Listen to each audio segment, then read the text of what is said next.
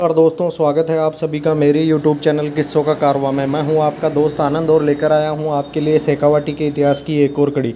जी हां दोस्तों, पिछली बार अपन उदयपुरवाटी के शासन में पढ़ रहे थे कि सादुल सिंह जी ने झुंझुनू पर कायम खानियों के राज्य का अंत करके शेखावत शासन की नींव डाली और राव शिव सिंह सीकर को फतेहपुर पर अधिकार कराने में उनकी बहुत मदद की।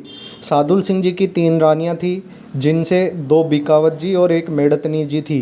इनके पुत्रों में जोरावर सिंह, किशन सिंह, बहादुर सिंह, नवल सिंह, अक्खे सिंह व केसरी सिंह आदि की शक्ति प्रताप से नरहड़ सिंगाणा भी झुंझुनू में सादुल सिंह जी के हो गए और झुंझुनू एक एक करके बड़े राज्य में तब्दील होने लगा। इसके अतिरिक्त 84 गांवों समेत सुल्ताना भी सादुल सिंह जी के पुत्रों ने अपने शौर्य के बल पर ले लिया था।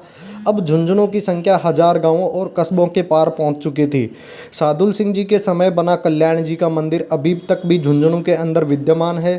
अंत में सादुल सिंह जी ने अपने पुत्रों को राजकाज सौंप करके विरक्ति धारण कर ली और विक्रमी 1799 में परसरामपुरा गांव में, जहां वे सांसारिक मोह माया को पीठ देकर निवास कर रहे थे, वहां उनका स्वर्गवास हो गया।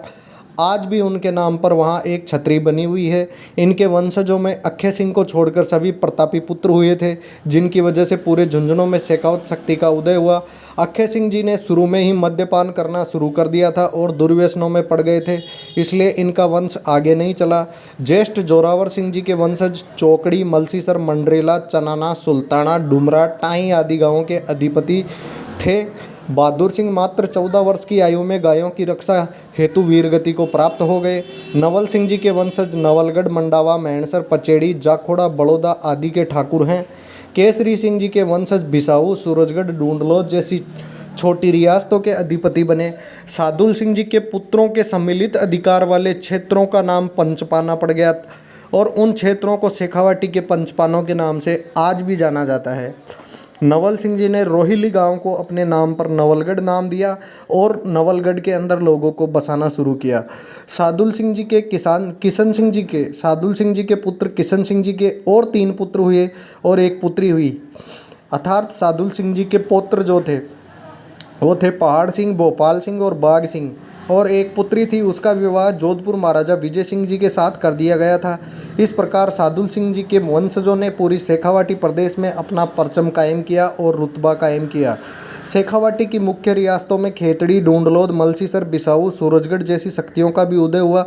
सादुल सिंह जी के पुत्र पहाड़ सिंह जी, भोपाल सिंह जी ने खेतड़ी को कायम करने में, खेतड़ी जैसे बड़े ठिकाने को कायम करने के अंदर अमिट छाप छोड़ी और यही एक शेखावाटी का ठिकाना ऐसा था जो कालांतर में चल करके प्रसिद्ध संत विवेकानंद के सहयोगी हुए और मित्रवत रहे। और बताया जाता है कि अजीत सिंह जी खेतड़ी और विवेकानंद के बीच में जो दोस्ती थी वो बहुत ही गहरी दोस्ती थी। इसके बारे में हम आगे के इतिहास के पन्नों में पढ़ेंगे। तब तक जुड़े रहिए मेरे चैनल किस्सों का कारवां से। अगर आपको ऐसे इतिहास के किस्से पसंद आते हैं तो चैनल को ज़्यादा से ज़्यादा लाइक, शेयर, सब्सक्राइब कीजिए। धन्यवाद दोस्तों।